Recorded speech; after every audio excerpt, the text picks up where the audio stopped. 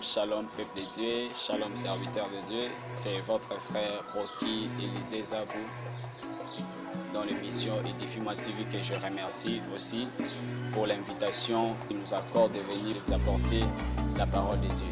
Il m'a été confié de vous parler sur la spiritualité de la grâce.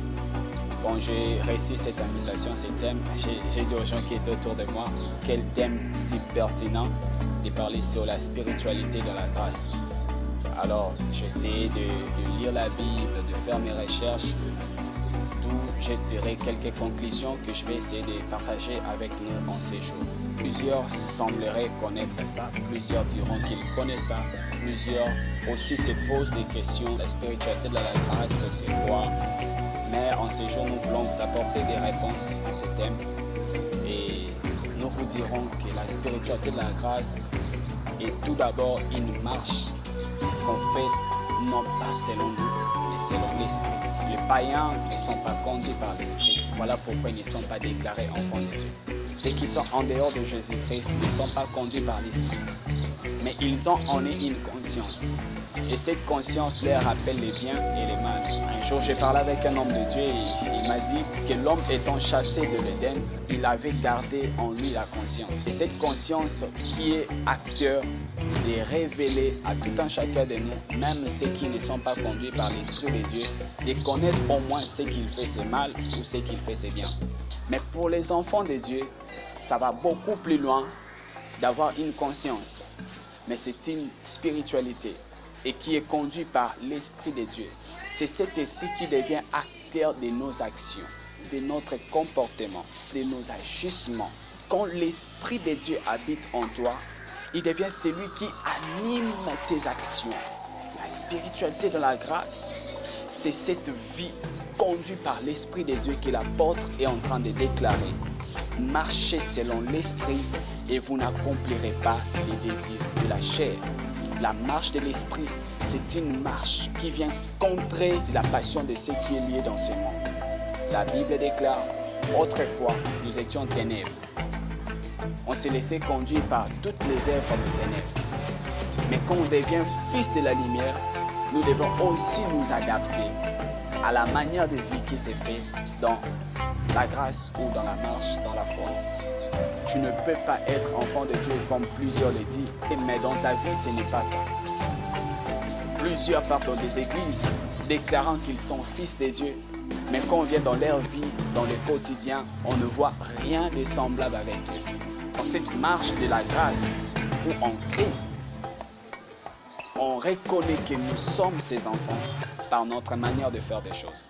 Voilà pourquoi l'apôtre insistera plus tard de dire aux gens, vous avez commencé avec l'esprit, alors ne terminez pas avec la chair. Si au préalable tu as commencé avec l'esprit, pourquoi terminer avec la chair? Si tu as commencé avec la foi, pourquoi terminer avec l'incrédulité? Cette vie que nous menions demande une conduite guidée par l'esprit. La Bible déclare, c'est l'esprit qui rend témoignage à notre esprit que nous sommes enfants de Dieu. Ce n'est pas ce qu'on dit, mais c'est ce que nous vivions. C'est là qu'il démontre au monde que nous sommes enfants de Dieu. Voilà pourquoi on ne reconnaît pas un enfant de Dieu quand il y a manifestation des dons. On ne reconnaît pas un enfant de Dieu quand il parle la langue. On ne reconnaît pas un enfant de Dieu quand il prophétise. Mais on reconnaît un enfant de Dieu par les fruits que produit l'esprit. Or, cet esprit, en dehors de citer tout le neuf, nous allons résumer cela en disant c'est l'amour.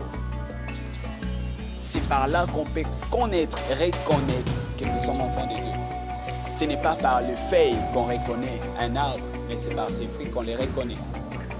Et les fruits que nous devons montrer au monde, la Bible déclare, nous sommes une ville située sur une montagne qui ne peut pas être un cachet. Nous sommes une lampe qu'on doit mettre sur la table. C'est cette vie qui brillante au-dedans de nous. C'est cette vie qui nous conduit même dans des fêtes. Partout, même là où le pasteur n'existe pas. Même là où le pasteur n'arrive pas. Mais le Saint-Esprit te donne une manière de vivre. Te donne un comportement. C'est pourquoi ceux qui viennent en Christ, ils sont transformés dans leur intelligence, dans leur bouche et dans leur façon de faire des choses. Vous ne pouvez pas dire être enfant de Dieu et dans votre bouche, vous déclarez autre chose. Vous ne pouvez pas dire que vous êtes enfant de Dieu et que dans votre vie de tous les jours, il n'y a pas la vie de Christ. Christ doit être vu par nous. C'est ainsi la Bible déclare, nous sommes une lettre écrite par Christ et que le monde devra lire.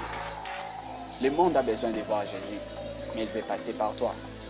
Car la nature attend avec un ardent désir la révélation du Fils de Dieu, la manifestation du Fils de Dieu.